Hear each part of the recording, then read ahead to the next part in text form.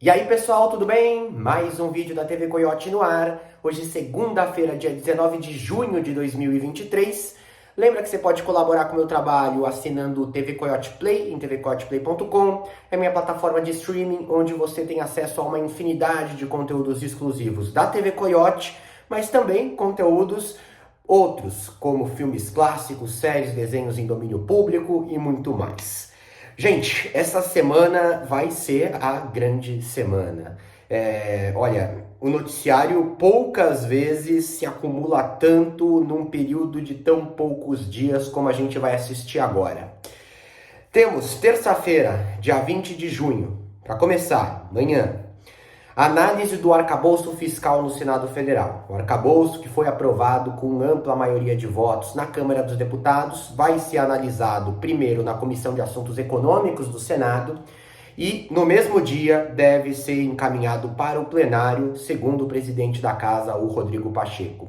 A aprovação, ela é certa, não existem muitas dúvidas de que isso vai acontecer, tá? Mas, de qualquer forma, tem ali um peso político, certamente vai criar uma repercussão no mercado financeiro, uma repercussão na economia como um todo de curto prazo, a partir do momento em que a coisa realmente está fincada. A questão nunca foi se iria ou não passar no Senado, a questão sempre foi se iria passar antes do recesso parlamentar de julho ou depois. E amanhã a gente vai ver que vai passar antes, certo?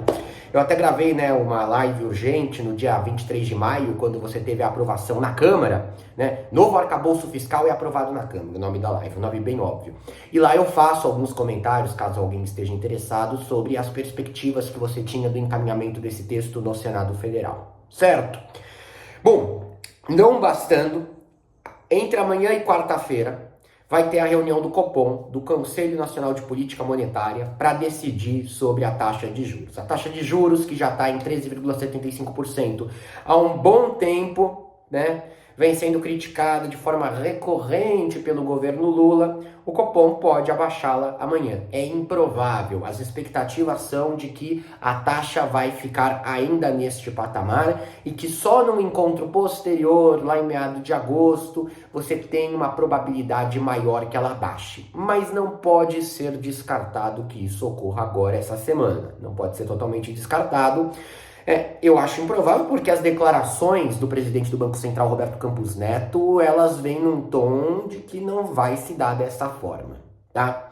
Sobre essa questão da taxa de juros também trago uma live antiga que eu fiz, dia 7 de fevereiro, porque Lula está brigando com o Banco Central, em que eu opino ali que acredito que o Lula está fazendo uma jogada política inteligente. Eu acho que ele acredita mesmo que os juros devem ser abaixados, e eu concordo com essa visão, já deixei isso claro em outros momentos com vocês. Só que as críticas recorrentes não surtem um efeito na postura do Roberto Campos Neto, e eu acho que elas têm ali um fundo político, um fundo de transmitir uma ideia à sociedade. Bom, não bastando, na quarta mesmo, sabatina do Cristiano Zanin na Comissão de Constituição e Justiça do Senado, e no mesmo dia, a votação sobre a indicação do nome do Zanin lá na CCJ e no plenário da Casa. Zanin precisa de 41 votos no plenário para ser aprovado como novo ministro do Supremo Tribunal Federal. Ele tem esses 41 votos, a articulação dele com os senadores está muito forte, ele deve conseguir apoio até mesmo de alguns integrantes do PL, do partido do Jair Bolsonaro. Tá? Ele criou um campo de diálogo com setores, inclusive, de influência das igrejas neopentecostais muito sólidos, e isso deve fazer com que ele tenha um caminho até mais livre do que a gente viu no caso da indicação do André Mendonça, que foi um pouco mais apertado. Ele teve ali cerca de 9, 8 votos a mais do que esses 41 necessários, e também do que a indicação anterior que a gente teve de outros ministros. O Cássio até que passou mais livre, mas antes a gente teve, por exemplo, a indicação do Alexandre de Moraes, do Edson Fachin, com um placar que não foi tão folgado assim, certo? Essa indicação do Zanin, gente, esse trâmite do Zanin no Senado, a fala dele na CCJ deve durar no entorno de 6, 7 horas, tá? Muito parecido com as sabatinas antigas, tá? Acho essencial acompanhar, porque a gente vai descobrir o que o Zanin pensa, ou pelo menos o que ele diz que pensa, a respeito dos mais variados temas, porque ninguém sabe. Talvez o ciclo íntimo dele saiba, mas não há um trabalho acadêmico, não há um livro publicado, não há um volume de falas públicas do Zanin que deixem rastros sobre a visão dele sobre o marco temporal de terras indígenas. A visão dele sobre legalização do aborto. Ele vem dizendo nos bastidores que é contra a legalização do aborto pelo Supremo, que acha que isso é pauta do Congresso. Mas a gente vai ver ele dizendo isso publicamente. Né? A gente só sabe o que o Zanin pensa sobre a Operação Lava Jato, né? Que ele tem uma visão mais garantista em casos como esse e tudo mais, mas outras pautas é um mistério. E na sabatina ele vai ter que ficar ali no meio se ele quer agradar. Entre continuar sendo benquisto pela bancada evangélica, por setores mais conservadores ou até reacionários da sociedade, sem se queimar com a militância petista. Vai ser muito interessante ver como isso vai acontecer. Não tende a ter muito conflito, né? O que a gente deve ter de conflito basicamente é talvez ali o Moro indo um pouco para cima, um ou outro senador, mas a coisa não tende a ficar muito pesada assim. Poderemos ter surpresas, veremos, descobriremos na quarta-feira direito como que vai ser a coisa, tá? Dando mais rastro aqui sobre a perspectiva de placar, o jornal o Globo consultou os senadores e 41 deles se disseram favoráveis à indicação do Zanin. Já é ali o número necessário para ele passar. Mas alguns não falaram nada.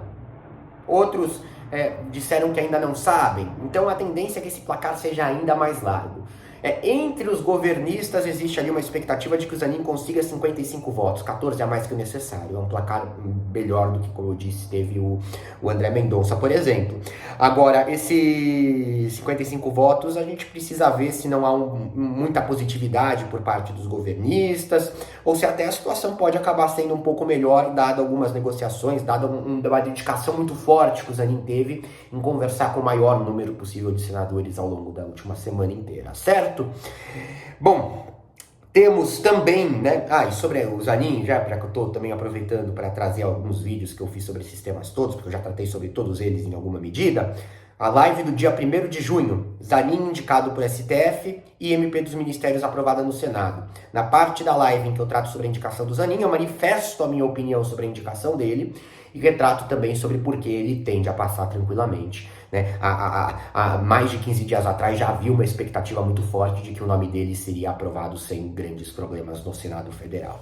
Bom, ainda na quarta-feira, e eu já falei muito com vocês sobre isso, o Supremo Tribunal Federal deve agora sim iniciar o julgamento sobre a descriminalização do porte de maconha para uso pessoal. Né? Esse julgamento estava marcado lá para o dia 24 de maio, foi sendo adiado, empurrando para frente. Nova data marcada agora para essa quarta-feira, dia 21, pode ser que se estenda para quinta, pode ser que o julgamento dure mais tempo. O que é importante dizer aqui é que neste momento ele é o primeiro na fila do Supremo, ele é o único que está marcado para essa data, é muito improvável que não aconteça, tá? Mais detalhes sobre isso na live que eu fiz, no vídeo que eu fiz no dia 22 de maio, julgamento histórico. STF decide se descriminaliza o porte de maconha.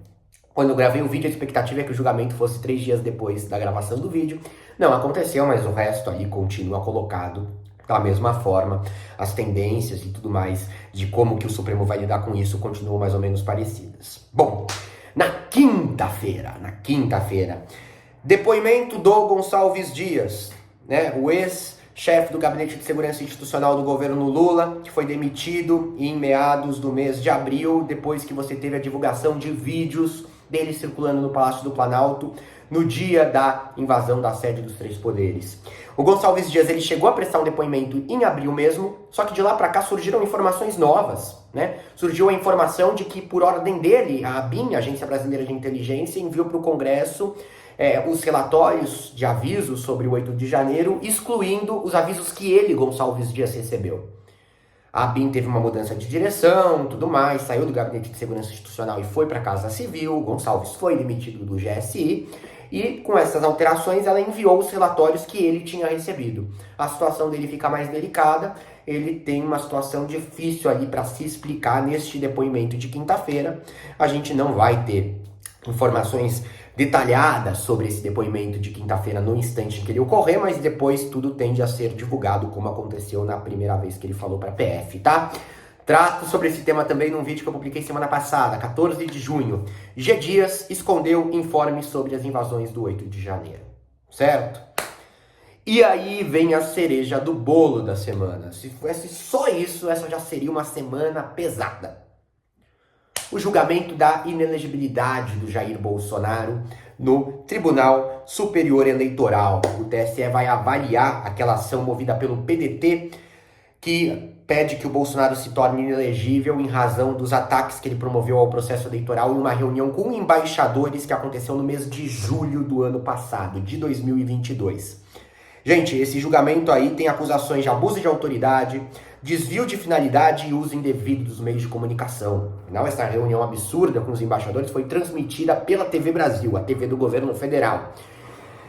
O Bolsonaro tende a ficar inelegível, é muito improvável que isso não aconteça, mas é difícil que esse julgamento acabe agora na quinta. A gente tem que ter na quinta o voto do relator, depois algumas manifestações, a defesa do Bolsonaro e tudo mais, e aí o voto dos demais ministros tende a ficar para as sessões do dia 27 e 29. E aí eles concluem o tema, se ninguém pedir vista, existe a possibilidade do Cássio Nunes Marques pedir vista, mas isso não significa que o processo vai se estender por uma eternidade. Não. O TSE fincou uma regra nova, pedidos de vista precisam ser devolvidos para julgamento num prazo de até 60 dias. O Supremo fechou uma regra muito parecida no início desse ano, de 90 dias. Não existe mais pedir vista para não julgar nunca. Não, existe pedir vista para dar uma enrolada mínima. Até que ponto vale para o Cássio Nunes Marques o desgaste político de pedir vista, sendo que não vai fazer tanta diferença, sendo que 2 meses são apenas 2 meses, certo? A inelegibilidade, ela se dá por 8 anos a partir do processo eleitoral, o Bolsonaro não poderia concorrer até na eleição de 2030, né? Não importa se isso adiar 2 meses para frente ou para trás, a punição ela tem como parâmetro a data da eleição. Então não dá nem para dizer, o Cássio não vai pedir vista também, porque ele não quer adiar ainda mais isso para o Jair ficar mais tempo inelegível. Não faz sentido, não tem cabimento. Eu acho muito difícil dele pedir por causa do desgaste político. Muito difícil não, eu acho mais improvável que ele peça. Mas aqui, gente, é loteria. Ninguém sabe o que pensa na cabecinha dele, o que está acontecendo nos bastidores de pressão pro Cássio Nunes Marques tomar essa atitude, tá? Eu falei sobre isso no vídeo publicado no dia 5 de junho. TSE deve tornar Bolsonaro inelegível até o fim do mês. E isso vai acontecer provavelmente. Mas fica para semana que vem o fim do julgamento. Mas vale acompanhar, porque o voto do relator, o teor desse voto, o peso desse voto, pode nos dar um grande rastro sobre o destino desse julgamento. Sobre que placar vai tornar Bolsonaro inelegível, né? A tendência é que seja um placar muito forte contra. Só Raul Araújo e Cássio Nunes Marques votando contra o Jair, certo? Votando a favor do Jair, perdão.